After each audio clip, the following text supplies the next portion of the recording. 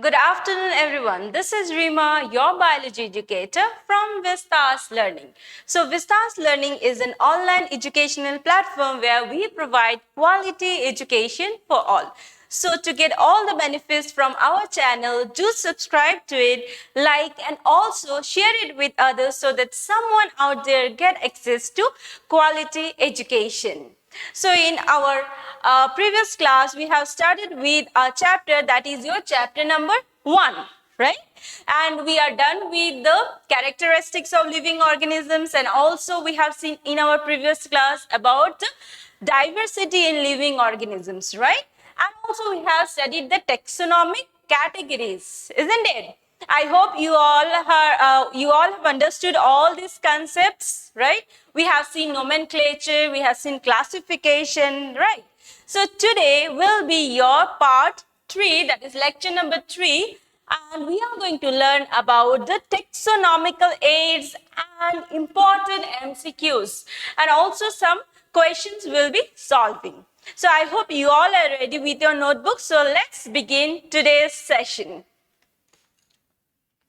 What we are going to learn today. So in today's class, we are going to learn about what? About the meaning of taxonomical aids. And then we will learn about various taxonomical aids, that is your herbarium, botanical gardens, museums, zoological parks, then your key, right? And also we'll be solving some important NCERT, your exercise questions, and few MCQs. So it's going to be informative. Stay with me and try to gain knowledge out of it. So let's begin the class.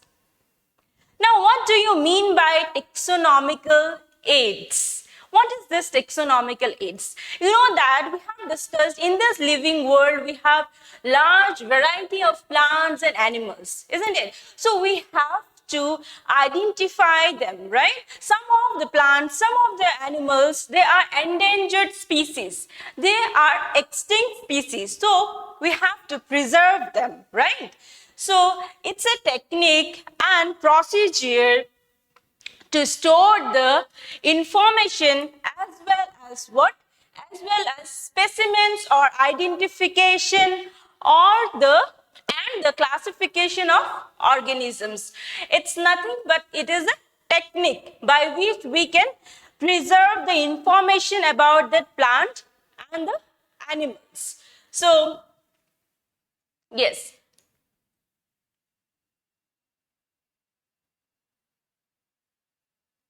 Yeah. So it's a collection, and it is also a collection of preserved organisms, right? Which help in extensive research for the identification of various taxonomic hierarchy. So we have learned about taxonomic hierarchy, right? So what is that taxonomic hierarchy? It's about ranking the living organism, isn't it? We are ranking the living organisms in different categories. So this taxonomical aids, it helps us in collection of the preserved organism. We can collect the various living organisms and we can preserve them, right? So some of the taxonomical aids are your herbarium, then botanical gardens, museum, right? And also zoological park and keys. Now you can see here in this picture, we shows the taxonomical aids like your botanical garden, then herbarium, and also you can see the monograph, right? And museum, isn't it? Then zoological parks, keys, flora and fauna, isn't it? Flora, fauna and manual, right? So these are all your taxonomical aids. Clear? So these are the various taxonomical aids. Next, let us learn why it is very much important. What is the importance of this taxonomical aids? So it provides us the accurate information. Like there are various plants and species, we have to identify a particular plant, right? So we can get the accurate information from the taxonomical aids. So the first one is it provides us what? It provides us accurate identification of the organism. So we can get the accurate identification from it. Clear? So next one is, it will help us to find out what the relationship between the various living organisms, right? So it will help us to find out how these living organisms are related to one another. What is the relationship between each and every living organism? We can easily find out with the help of this taxonomical aids. Is that clear?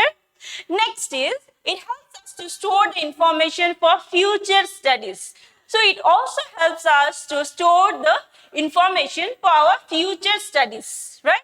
So we can store the information for further studies. We can go for research work using this taxonomical aids. Is that clear?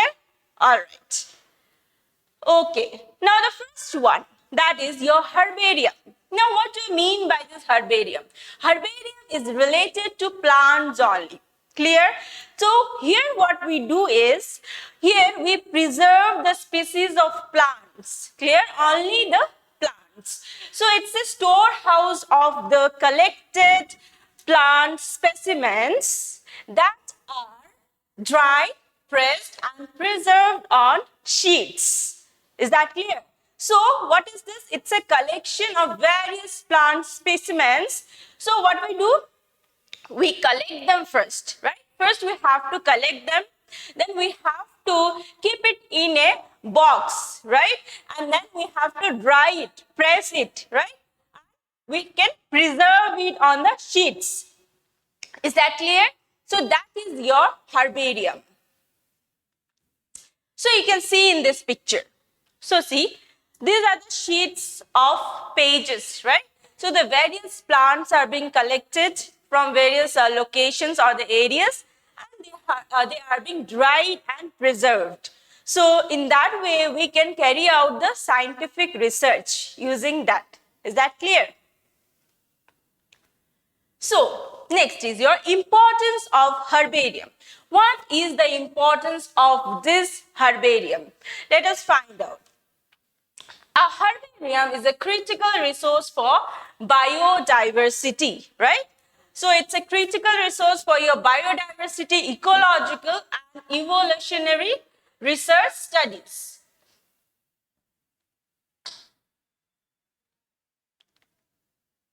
Yeah.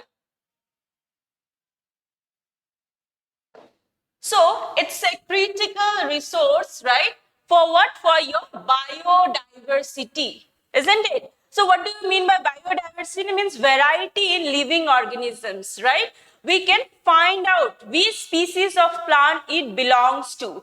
Next is your ecological. And we can find out the evolutionary relationship. So we can go for evolutionary research studies using that process. Clear? Next is, it is a primary data. So, scientists are collecting huge plants and animal species every day. So, we can keep the record of that. It's a collection of data, right? So, of the dried and leveled plant specimens. So, we are basically collecting the data of the plant specimens. We are collecting the data of dried plant specimens, and we are keeping it for future. Basically, we are preserving it, right? We are preserving it. That is arranged to allow for easy, relatable access and archival storage. So sometimes, some of the plant specimens, they are endangered plant specimens. Like some of the plants, like dragon tree, for example. So these are the endangered plant specimens. We have to preserve them for our future reference. So this helps in preservation of the plant specimens. Is that clear? Okay. Yes. Next is what you can see here, the dried leaves, right? So this is the outcome. When we keep it for a longer period of time, by preserving it in the laboratory, we will get like this dried leaves. So like this dried leaves, we will get it. So how to prepare this herbarium? How you can prepare it? What is the preparation process? Let us see. Collect sample of plants. So what we need to do first? Collection. So we have to collect various sample of plants. So you can collect it from any of the location. But when you are maintaining this herbarium, you have to write the name of the region or the location from where you have collected that plant. This is the first step. That is your collection. Next is what? Keep them in a box to prevent what? To prevent the moisture. So you have to keep them in a box in order to prevent it from the moisture. Next is note the information about its what? About its habitat. So you have to note the information about its habitat. That is the plants where it is living, right? So you have to note its habitat, then season. That is, in which season we see that particular variety of plant, and date and time of collection in a notebook. So we have to note the date and also the time of collection when we have collected that particular plant. So these are the important things you have to note it down in your notebook. So this is the procedure of herbarium. First step is what? First step is you have to collect, right? You have to collect your desired sample. Clear? What is the second step? Second step is what? You have to keep them inside a box. Why you are keeping it inside a box? In order to avoid the moisture. Clear? Next is what? You have to note the information about what?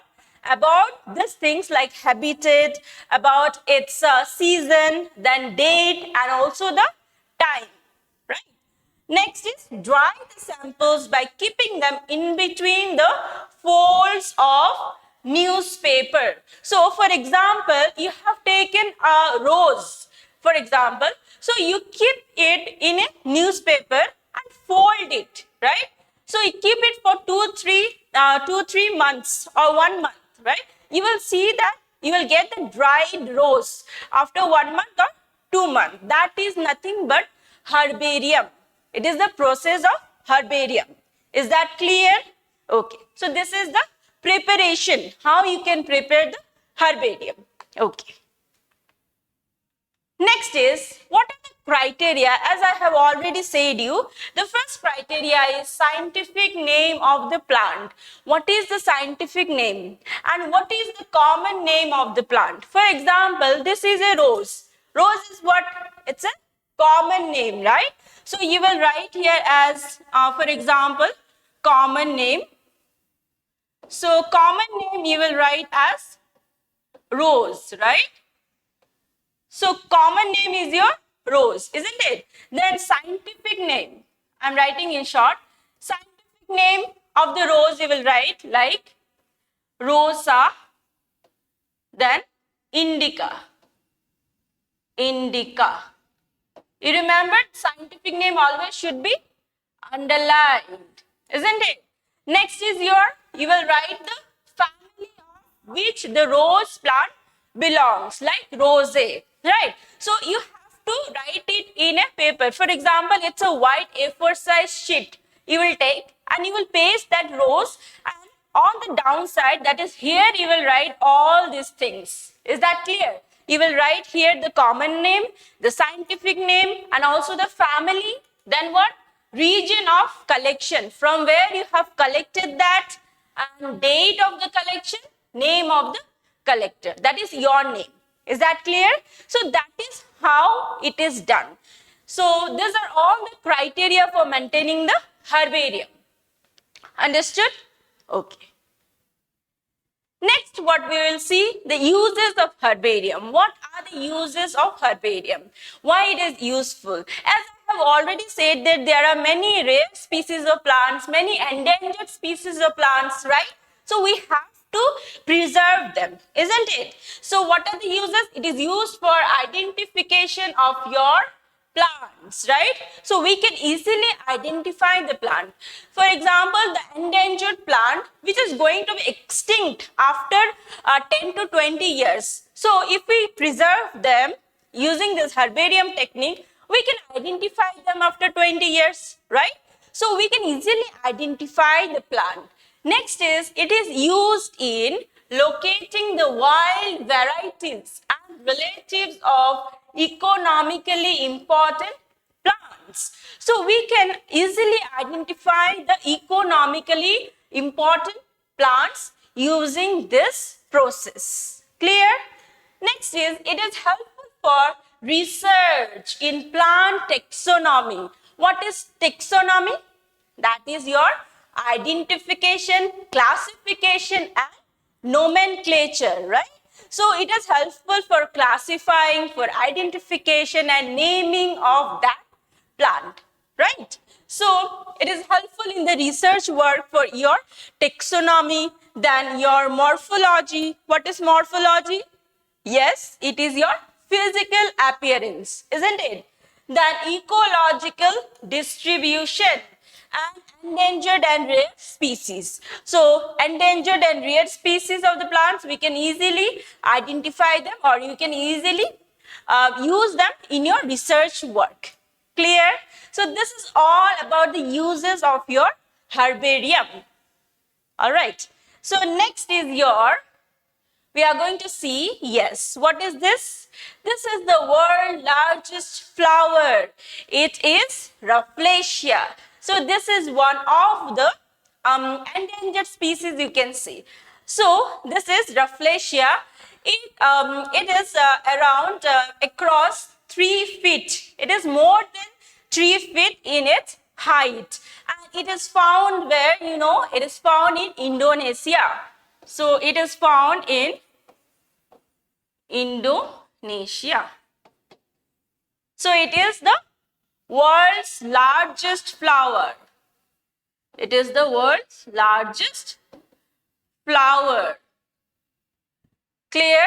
So next one is your, yes, peacher plant. So this is your peacher plant. So it's a plant, it is a carnivorous plant, you know. It is surviving on the insects. It eats the insects. So you can see it is having this, this round shape here, right? So it secretes some chemicals, and when the insect comes here, right? When it comes here, the insects, it will grab that and it will close its mouth, right? So it will go inside it, right? So it feeds on the insects.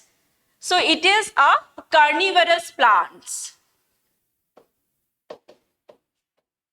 So it is a carnivorous plant. So it is also one of the rare species of plant, that is peacher plant.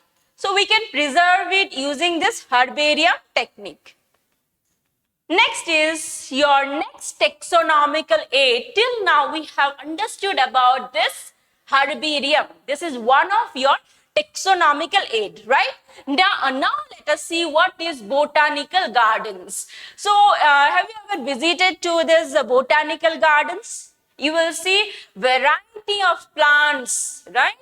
And you will see that in each and every plant, they have written the common name, the scientific name, and also the family, the class, the order where they belong. So just find it out if you ever go. So what is the importance, or what is this botanical garden? So botanical gardens are the specialized gardens that have collections of what? Collections of living plants for reference. So here we find many living plants, and the scientists can undergo this research using these plants. So it is very much helpful for the research study also. So see here the famous botanical gardens. Some of the famous botanical gardens in India are Acharya Jagadish Chandra Bose Institute, Bose Indian Botanical Garden is in Howrah. So some of the famous botanical gardens in India, one is in Howrah, that is your Jagadish Chandra Bose Indian Botanical Garden, which is in Howrah. Next is your Lovett's Botanical Garden, that is in Darjeeling. So that is in Darjeeling. Next is your Botanical Botanical Garden of Forest Research Institute, which is in Dehradun. So next is Lal Bagh Botanical Garden, which is in Bengaluru. Next is your National Botanical Garden is in your Lucknow. So these are few botanical gardens from India. In your examination, question might come, name to botanical garden in India. So you have to write at least two names, right? When it is asked that name two botanical gardens. So it might come for 1 mark question.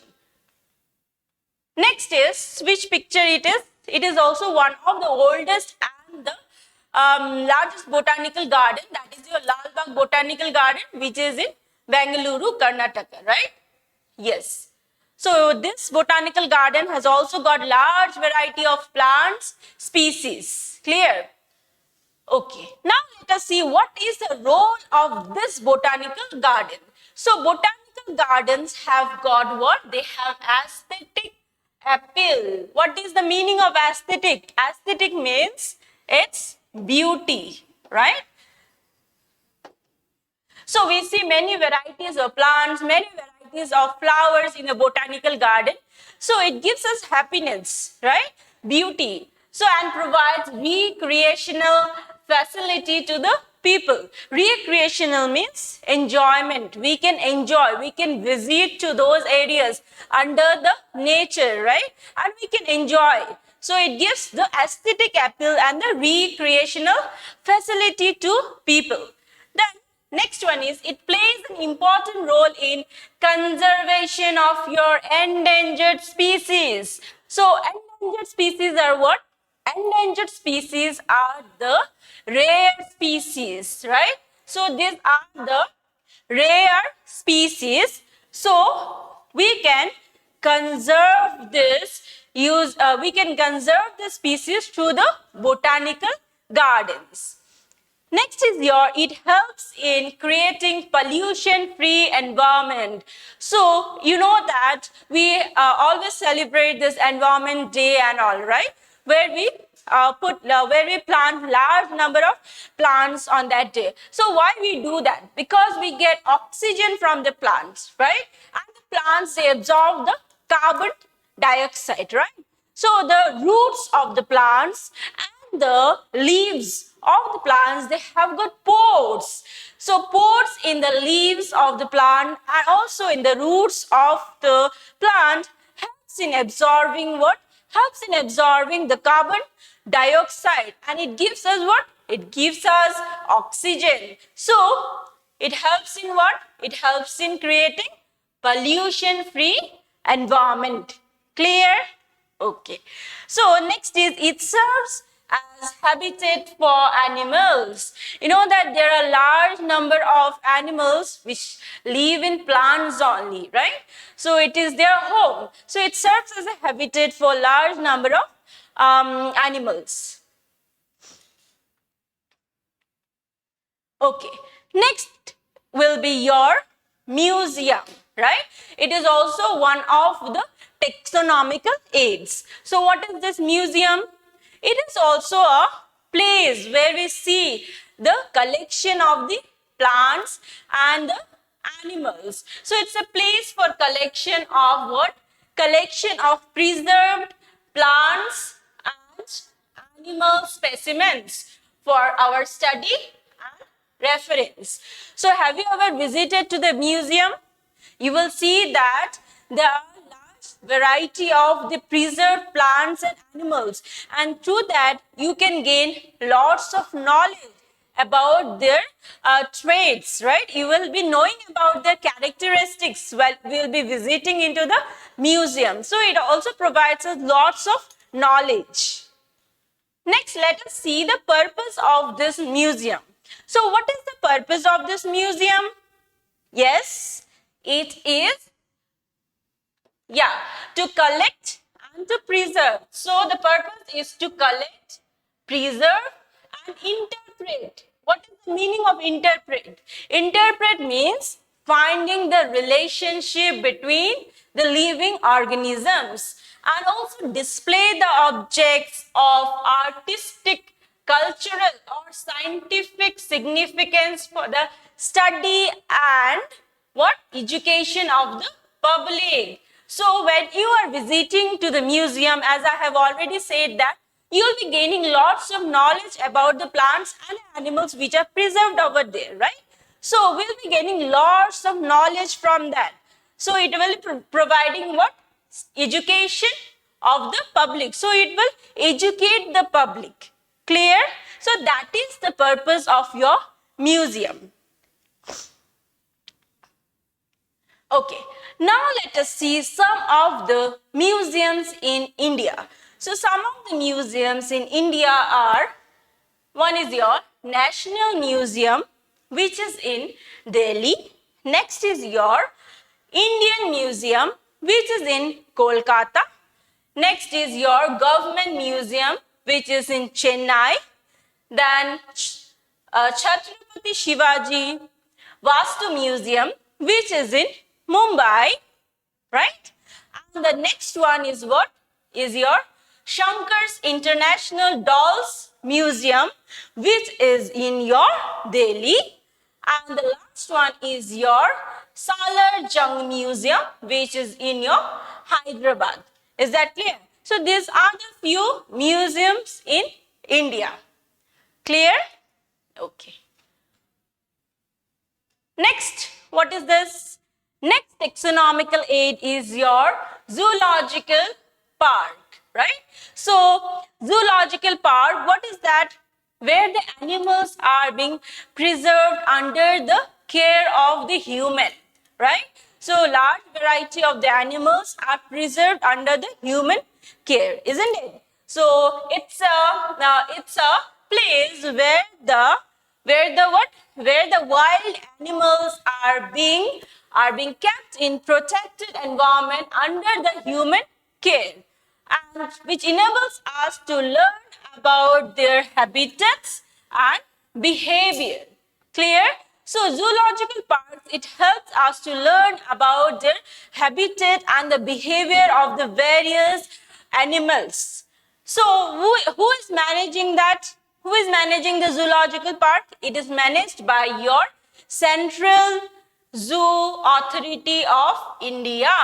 Clear? So zoological park is being managed by Central Zoo Authority of India. Clear?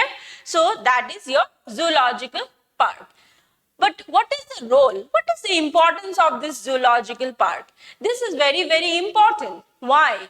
Because it is the center for conservation of threatened and rare species. Now we have studied about herbarium, right? So in herbarium you have seen that we are preserving the endangered and the rare plant species, right? But in zoological park, we can preserve the threatened and the rare species of the animals, right? Next is, it increases public interest in understanding of wildlife. So people can understand about the various animals through this zoological park. So some of the famous zoological park in India are your National Zoological Park, which is in Delhi. Next is your Nandankanan Zoo, which is in your Odisha. Next is your Nehru Zoological Park, which is in Hyderabad. And Rajiv Gandhi Zoological Park, which is in Pune.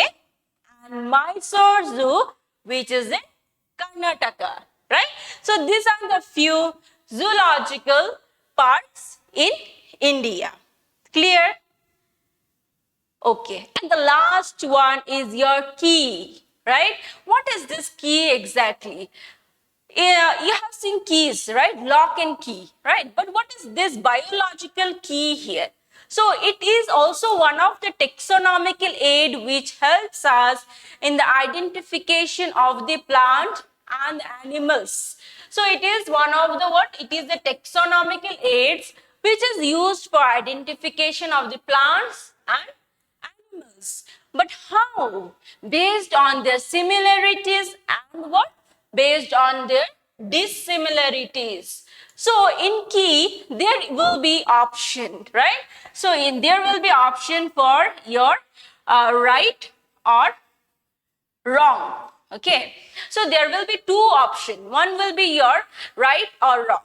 So if you want to categorize the animal based on the presence of dry skin, for example, so you want to see that the particular animal is having dry skin or not. So pressing that key, you will be able to know, right? So it's like it will be responding. So when you visit to the museums also, they keep the keys. So when you keep press that, you want to find out, you can find out using these keys. So these are based on the contrasting characters, generally in a pair called couple, right? So as I have said you, there will be two options. One will be right, another will be wrong. So there is a pair of couple. So you can see a pair called couple. It represents the choice made between two options. So there will be two options in your key, right? So one will be your correct, another will be your incorrect. So this results in an acceptance of one and rejection of the other. So one will be your correct option, another will be your wrong option. So that is your key. So yeah, it is also called leads. So each and every statement in a key is called a lead. So every statement in a key is called as lead, and also they are analytical in nature. So they will help in thinking, it will help in reasoning and thinking ability of each and every person. So they are analytical in nature. So this is about the key. Now I will tell you one example of this. Yeah, you can see in this picture, right? So here is a key, right? So dry skin. If you want to find out that this particular organism is having dry skin or not, for example, dry skin is not present in salamander, but it is present in what? It is present in lizard. So presence of this dry skin might tell you that that organism is a lizard, right? Then hair. So hair is not present in lizard, but it might present in this tiger. So presence of hair, it might tell you that the organism will be your tiger.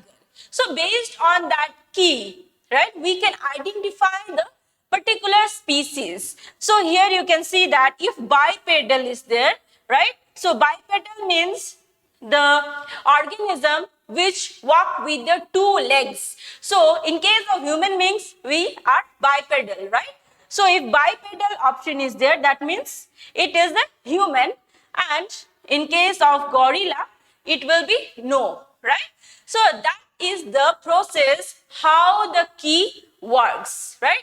Either yes or no option. That is between the similarities and the dissimilarities, we can identify a particular species. Clear? Right? Okay. So that is all about your chapter number 1, right? We have studied today what? We have studied about the herbarium, that is your taxonomical aids. So under this taxonomical aids, we have seen what? We have seen herbarium, we have seen botanical gardens, right? Museum, zoological parks, and the last one is your key, right? So some other taxonomical aids are also there, like flora, that is also a taxonomical aid. So these are basically helping us to identify a particular species of the plants and animals. Now let us solve some of your exercise questions. So if you have understood this, now can you tell me that, yeah. Yes. Now if you have understood that, can you tell me the answer of this question, right? So why are living organisms classified? Why you need to classify living organism? Why it is very much essential? Yes, I have said you, right? There are lots of living organisms. If you identify the living organism, it will be very much easy for you, right? So let us see the answers. What is the answer? Yes, easy identification, then study of organisms of other places and the study of the fossils, right? So this is very much necessary. So why it is necessary? Living organisms are classified because it will help us for the easy identification of them. Then it will help us for the study of fossils, and also it will help us for the study of other organisms in different places. Clear?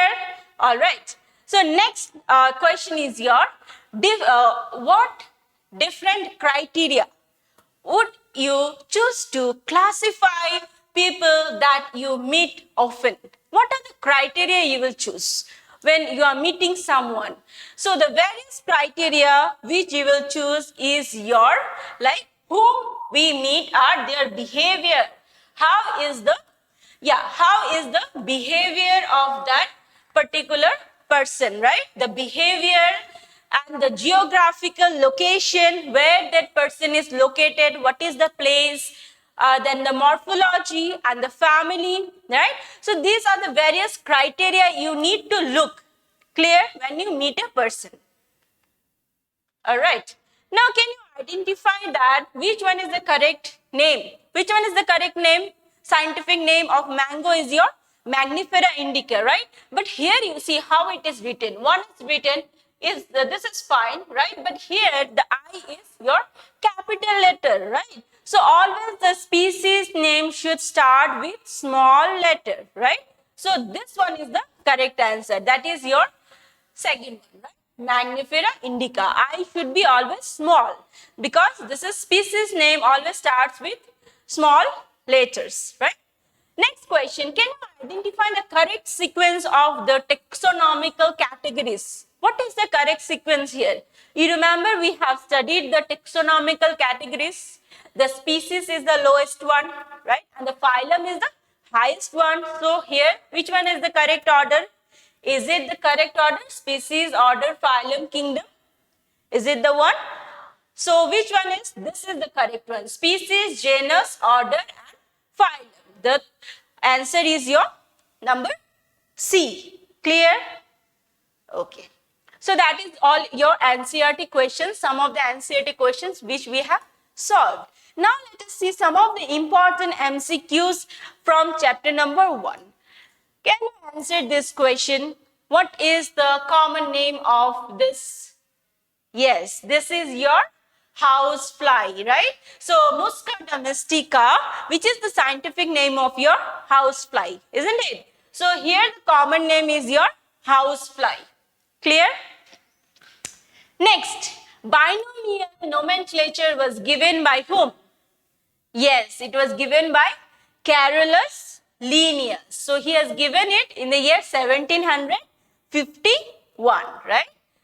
Next question is, which of the following shows maximum diversity?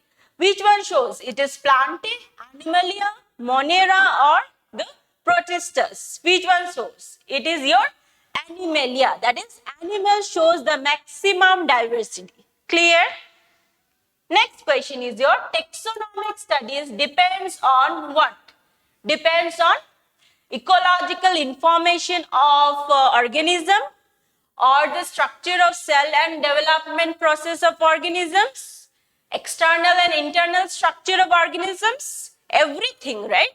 It depends on all of the above. That is number D is your correct answer. Next question, a group of closely related class is called? Yes, it is your phylum, right? So it is phylum. Next, in nomenclature, what we see in nomenclature, the genus is written after the species, or the genus and species may not be the same name, or both genus and species are printed in italics, or the first letter is capital in both genus and species. Which one is correct? It should be both, right? Both genus and species are printed in italics. Scientific name always we write in italics, right? So this is the correct one, number C. Next is the branch connected with nomenclature, identification and classification is, yes, it is very easy, right? It is your taxonomy. So the branch which is connected with the identification and classification is taxonomy. So this is all about today's class. We have completed one chapter, that is your first chapter of class 11, chapter number 1, right? I hope you have understood this chapter in detail and you have written all the notes from this chapter that will be very much helpful to you, right?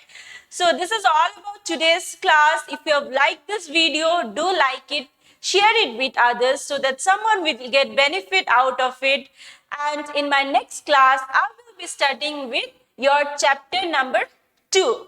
So till then, be connected with Vistas Learning and don't forget to click on the bell icon so that you get notifications of all my classes. So be connected with Vistas Learning and keep learning. See you in my next class. Take care.